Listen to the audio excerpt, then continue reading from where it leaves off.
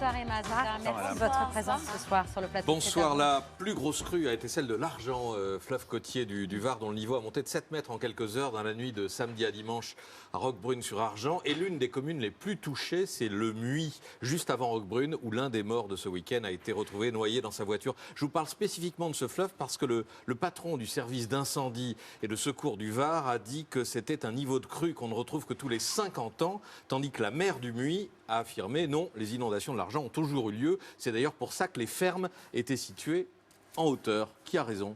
Un peu des deux.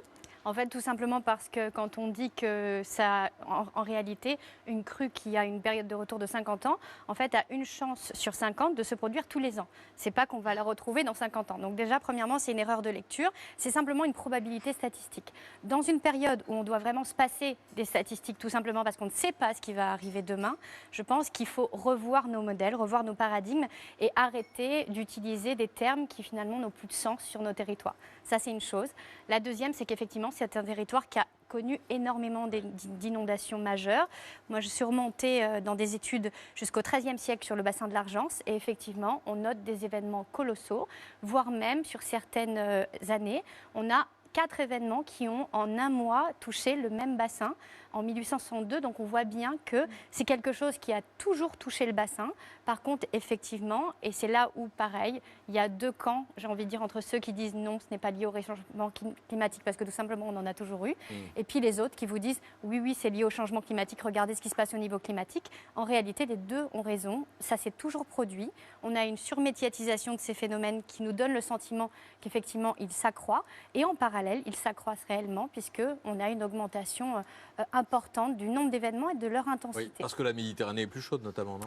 Alors parce qu'effectivement, en fait, cette advection de basse couche, en fait, d'air chaud qui vient se confronter en fait directement au golfe du Lion est beaucoup plus chaude, beaucoup plus importante. Donc cette réserve humide qui vient justement, qui est le moteur en fait de ces pluies diluviennes, en fait, est beaucoup plus important. Donc mathématiquement, on a beaucoup plus d'inondations sur un territoire qui est plus saturé, plus urbanisé. On en reparlera, et donc effectivement plus vulnérable. Et saturé d'eau aussi, puisque évidemment l'effet produit dépend de la pluviosité des semaines ou des mois précédents. Là, on avait des sols gorgés d'eau, c'est ça? C'est ça. En fait, quand on regarde un peu l'histoire, on se rend compte que vous pouvez avoir la même pluie sur le même territoire, ne pas avoir la même réaction hydrologique, c'est-à-dire ne pas avoir le même fleuve qui va et dans sa manière de réagir, que ce soit d'ailleurs dans la phase de crue ou dans la phase de décrue.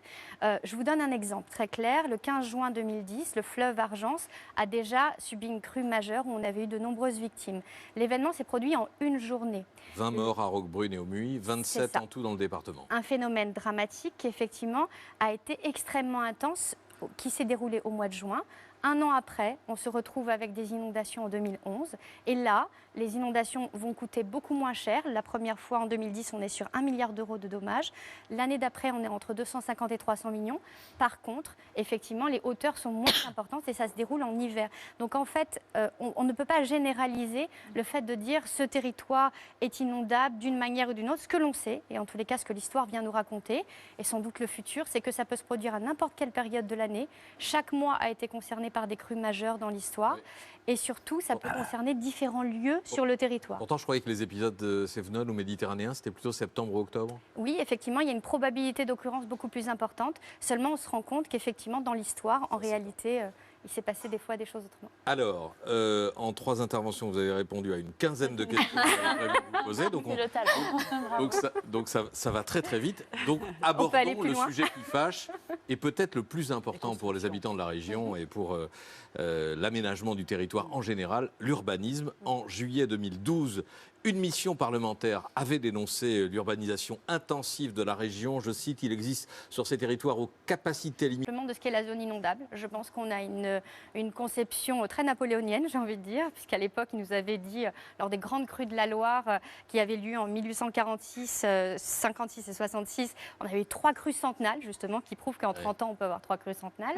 Et donc, effectivement, Napoléon était arrivé, il nous avait dit, faites-moi rentrer de ces eaux dans leur lit.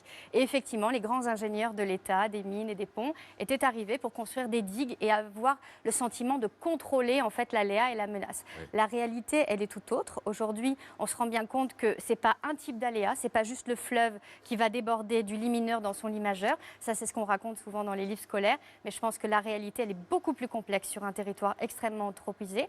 Premièrement, parce qu'on a d'autres phénomènes, les phénomènes de ruissellement, notamment en nappe, qui peuvent couler sur des kilomètres carrés, les phénomènes de submersion marine. Je vous donne un exemple. Par exemple, lorsqu'on a eu la crise de Xynthia, le fleuve Charente a subi une crue majeure du fait de l'exutoire qui était complètement bouché et la crue est remontée 50 km dans les terres. Donc on voit bien qu'on est sur des réactions en chaîne, mais que tout est relié. Et le problème, c'est qu'en général, en science, on a tendance à découper. Et donc, en fait, vous avez les hydrologues qui vont regarder au-dessus ce qui se passe, les hydrogéologues qui vont regarder au-dessous, les météorologues qui vont s'arrêter lorsque la goutte d'eau tombe sur le sol, alors que la réalité, c'est qu'on a un territoire et on a des gens dessus. J'ai trouvé ce chiffre, 1 Français sur 4 vit en zone inondable, 17 millions d'habitants, c'est vrai? Oui, c'est ça. Et puis quand vous regardez effectivement, alors c'est ça, quand on regarde la manière dont on considère être la zone inondable.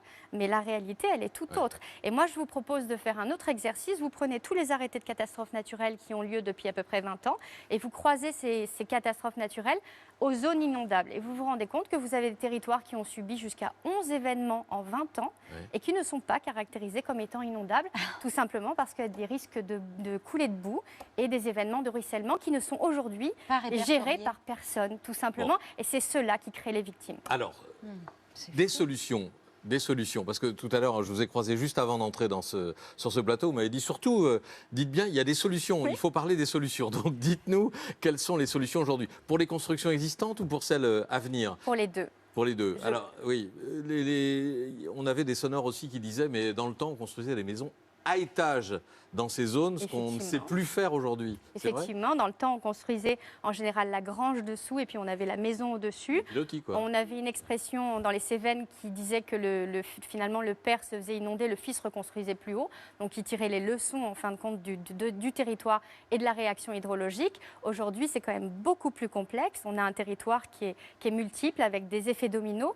Donc si vous voulez, il faut vraiment essayer d'analyser les choses différemment et avoir une autre approche en fait dans la gestion du risque inondation et revoir complètement en fait nos méthodes et surtout intégrer le fait que l'inondation, ce n'est pas qu'un phénomène scientifique qui peut être qualifié. Derrière, on a de l'humain, derrière, on a de la psychologie, on a des gens qui sont en situation post-traumatique et c'est trop facile d'arriver et de dire, bon, finalement, on va communiquer, on va faire des DICRIM, ce sont des documents d'information sur les risques majeurs, comme ça, les gens seront au courant de leurs risques. Oui. On va mettre des repères de crues, ça nous permettra de voir qu'effectivement, il y a une crue.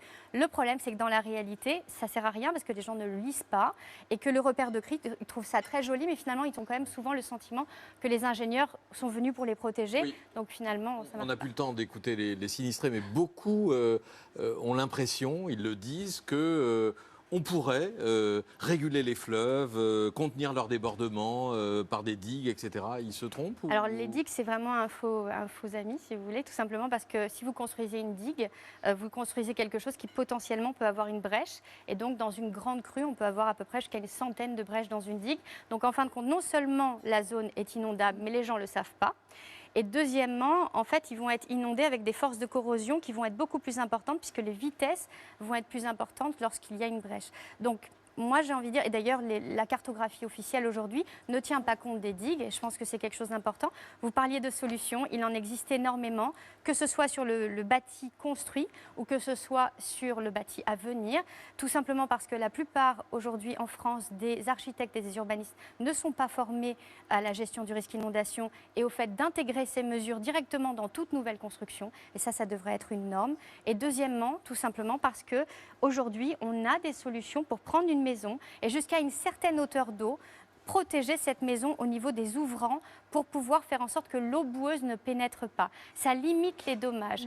Et jusqu'à un certain niveau, c'est plutôt positif parce que justement, on va non seulement protéger la maison et on va aider aussi et accompagner les gens pour qu'ils sachent comment se comporter. Parce que la grosse question dans une inondation, c'est quoi? C'est est-ce que je dois me confiner ou est-ce que je dois évacuer? Et en fin de compte, la réponse, c'est ça dépend où vous habitez. Il n'y a pas une solution clé. Et ça, il faut que ce soit des experts qui viennent leur expliquer pour que les gens comprennent, qu'ils soient inscrits sur des listes pour qu'on puisse les alerter en temps réel, parce que ça ne sert à rien de créer un niveau refuge par si vous SMS, pouvez comme pas ça y se fait aller. dans certaines communes. Directement, comme à chaque fait, personne notamment. concernée. Exactement. Merci Emma Aziza pour ces explications lumineuses. Vous restez avec